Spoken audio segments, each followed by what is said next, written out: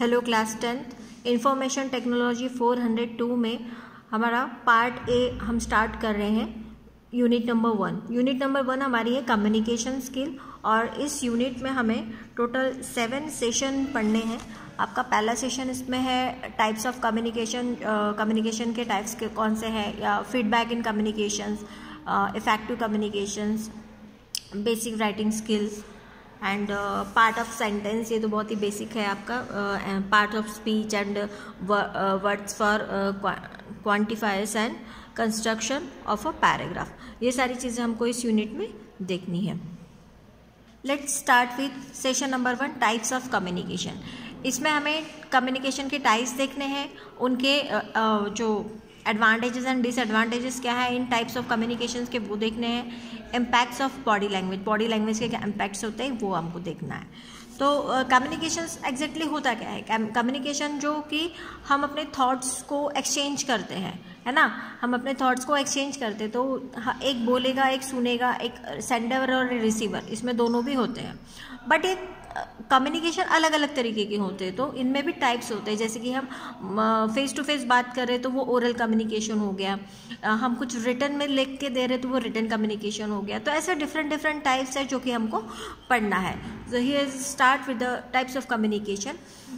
You know that communication means being able to tell other people what you want to say. यही होता है कि आप क्या कहना चाह रहे हो किसी से। कम्युनिकेशन मतलब क्या है? आप कुछ कहोगे, दूसरा कुछ सुनेगा, दूसरा कुछ कहेगा, आप सुनेंगे, है ना। तो कम्युनिकेशन में यही बातें होंगी कि tell other people what you want to say, and this can be done in many ways. तो हम इनको बहुत अलग अलग तरीके से ले सकते हैं। तो कैसे? पहला आपका वर्बल फॉर्म है। वर्बल फॉर्म मतलब क्या है? कम्युनिकेटिंग ओरली, जो ओरली हम बात करेंगे हम उसको कहेंगे verbal form. Non verbal form मतलब क्या?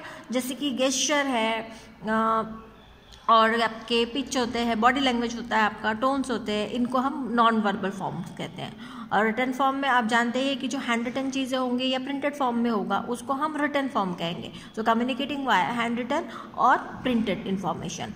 उसके बाद है विजुअल फॉर्म। विजुअल फॉर्म क्या होता है? जैसे कि होर्डिंग्स पे लिखा होता है, बोर्ड्स पे लिखा होता है, लोगोस होते हैं, पिक्चर्स होते हैं, पोस्टर्स होते हैं, मैप्स, चार्ट्स, इनको हम विजुअल फॉर्म्स कहते हैं।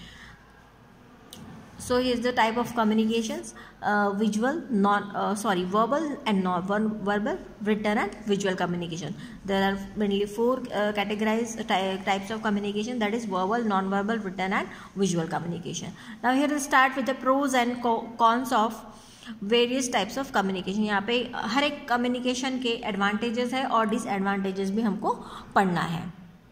सबसे पहले हम देखेंगे प्रोज ऑफ वर्बल और ओरल कम्युनिकेशन। वर्बल कम्युनिकेशन के एडवांटेजेस क्या है, प्रोज क्या है। तो पहला है कि it is straight forward to express the feeling. Yes exactly, it is straight forward. आपको बहुत ज़्यादा कुछ डिफरेंट वे नहीं लेना पड़ेगा, आप सीधे से जो भी आपको कहना है आप सीधे कह सकते हो, इसीलिए इसको स्ट्रेट फॉरवर्ड बोला है। Explain the meaning and convey the intent message as a speaker is present at the time of communication and can herself explain the intended meanings. मतलब अगर कुछ चीज़ नहीं भी समझ में आ रही तो उसको आप अच्छे से एक्सप्लेन कर सकते हो, आपकी फीलिंग जो है आप उसको अच्छे से एक्सप्रेस कर सकते हो। Now the next is the communication is mostly interactive, which gives the receivers a chance to clarify if anything is unclear or requires further explanation. मतलब कि अगर कोई चीज़ समझ में नहीं आती तो आपके पास में चांस होता है कि अगले को आप उसको दोबारा से अच्छे से एक्सप्लेन कर सको। आपको पता होता है कि आगे अगले को समझ में, रिसीवर को समझ में आया या नहीं आया आप जो कहना चाहते हैं।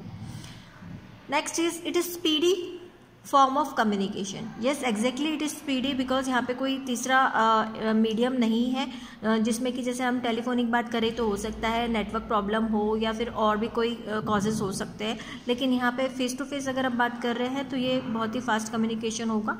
There is no connection issues because mostly the sender and receiver are in front of one another.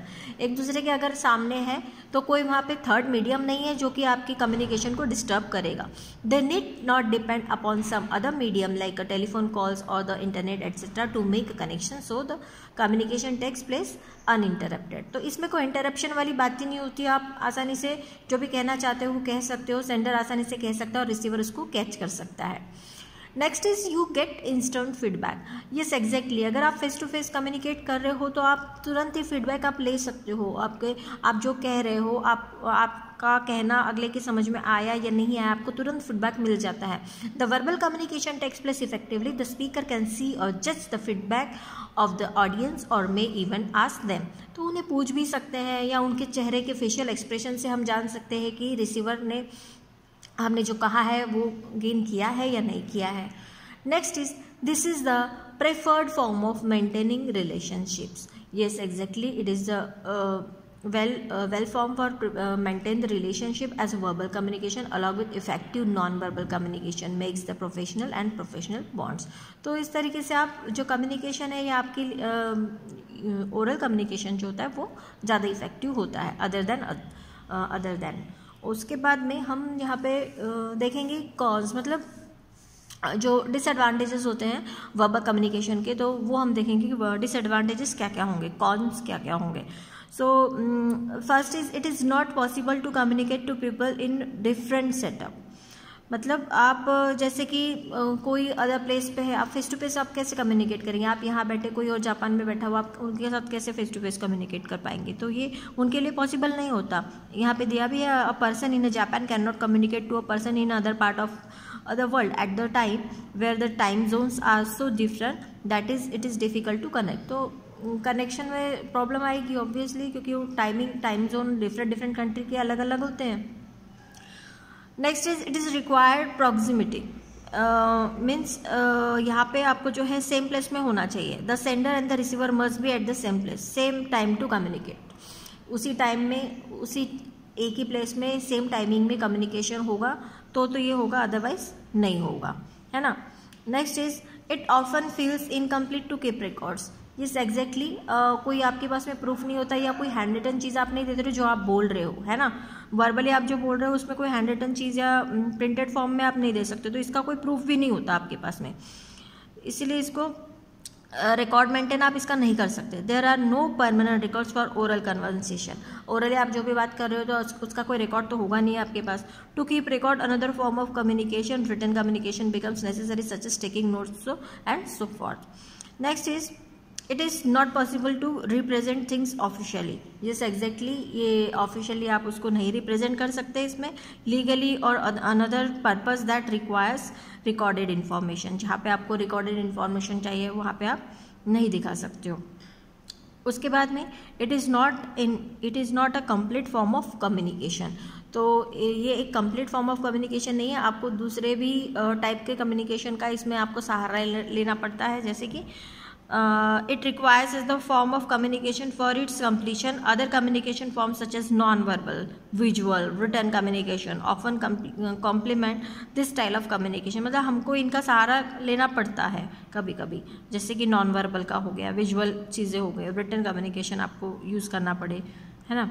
उसके बाद में देयर आर इमोशनल बैरियर्स। अब इमोशनल बैरियर्स मतलब कि A speaker has to speak about something refreshing while he may be feeling super tired। मतलब speaker को बोलना ही बोलना है, चाहे उसे ठीक लगे या ना लगे, उसमें कोई आपको चांस नहीं मिलेगा कि ठीक है कोई बात नहीं, may not be a well physically and then despite all his efforts some emotion will creep in his message affecting his communication. तो कम्युनिकेशन इफेक्ट करता है ऑब्वियसली।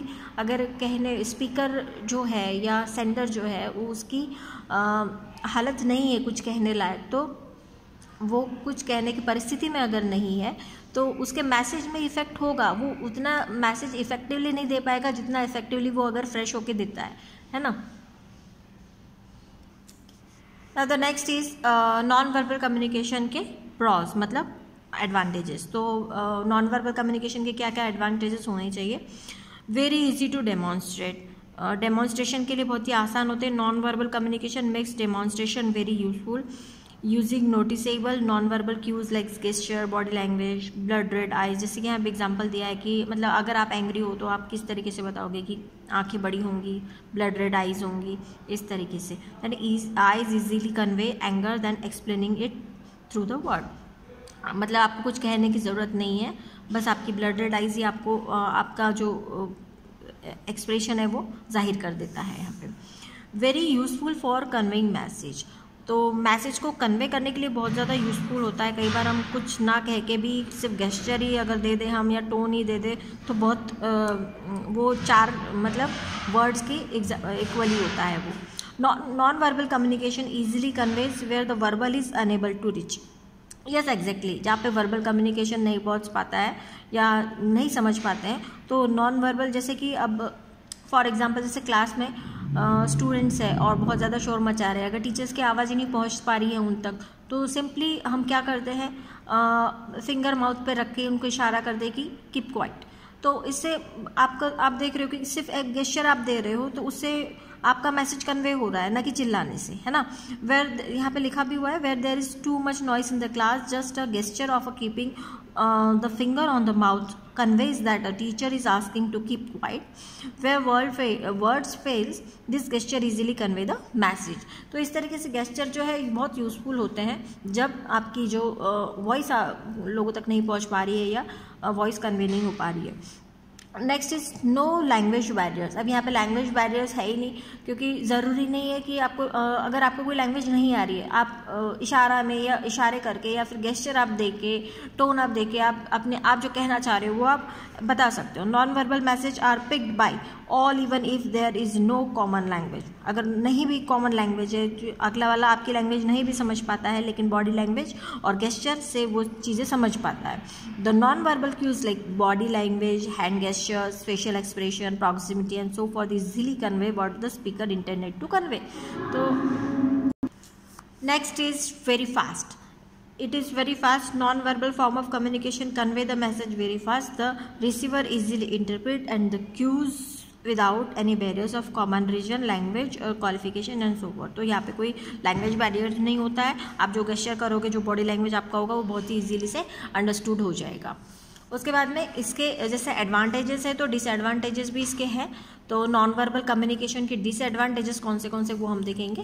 पहला है कि not suitable for lengthy messages. Obviously keep quiet बोलना है तो yes easily you can keep your finger on your mouth, okay. But और लॉन्ग मैसेज होंगे तो आप उसको कैसे गेस्चर से या कैसे बॉडी लैंग्वेज से आप उसको कन्वे कर पाओगे, नहीं कर पाओगे, है ना। Non verbal communication suits for the smaller conversation और a small message. It is not possible to have a lengthy conversation or a detailed discussion in non-verbal manner. Non-verbal manner में discussion या फिर detailed explanation बिल्कुल नहीं हो सकता है। Small message या short message आप convey कर सकते हो आसानी से। An incomplete form of communication, yes exactly incomplete form of communication माना जाएगा, क्योंकि लेंथी मैसेजेस आप उसमें नहीं कन्वे कर सकते हो, नहीं एक्सप्लेन कर पाते हो। शॉर्ट मैसेज ही आप सिर्फ एक्सप्लेन कर पाते हो या कम्युनिकेट कर सकते हो। तो शॉर्ट कम्युनिकेशन पॉसिबल है, बट लॉन्ग कम्युनिकेशन बिल्कुल भी पॉसिबल नहीं होता है। Non verbal communication falls short of communication details and it becomes hard to understand the full message if it is not supported by other form of communication. तो long messages आप नहीं convey कर पाते हो इसमें, इसीलिए इसको इनकम्प्लीट बोला जाता है। Chances of miss interpretation, yes exactly आपका जो गेस्चर है, आपका जो बॉडी लैंग्वेज है, may be misunderstand by others. If a message does not get across the receiver may miss interpret and the message is in the absence of details. तो दूसरी miss interpretation इसमें ज़्यादा हो सकता है। After that regional and cultural differences, yes exactly regional and cultural differences होंगे, क्योंकि ज़रूरी नहीं कि हर जगह, जैसे कि फॉरेन कंट्रीज़ में बहुत डिफरेंट तरीके से ग्रीट किया जाता है और हमारे इंडिया में ग्रीट करने का तरीका बिल्कुल अलग होता है। तो यहाँ पे अगर हम फॉरेन कंट्रीज़ की तरह अगर ग्रीट करें तो यहाँ के लोग बुरा मान जाएंगे, येस एग्जैक्टली। तो यहाँ पे रीजनल डिफरेंसेस आ जाते हैं, इसीलिए हम वहाँ पे जो है नॉन वर्बल कम्युनिकेशन का यूज़ नहीं कर सकते हैं हर जगह। तो every culture has a different gesture and expression that are considered good or bad. Yes exactly कहीं पे हम उसको गुड कंसिडर करते हैं, कहीं पे बैड कंसिडर कर सकते हैं, क्योंकि ये कल्चरल और रीजनल डिफरेंसेस होते हैं। For example in some western cultures woman are greeted by cheek to cheek touching, yes exactly, but in eastern culture this is a consider offensive. यहाँ पे ये सब चीज़ें अच्छी नहीं मानी जाती है। सच कल्चर एंड रीजनल डिफरेंस में ruins and the communication it may completely the miss interpreted. तो यहाँ पे मिस इंटरप्रिटेशन ज़्यादा हो सकता है।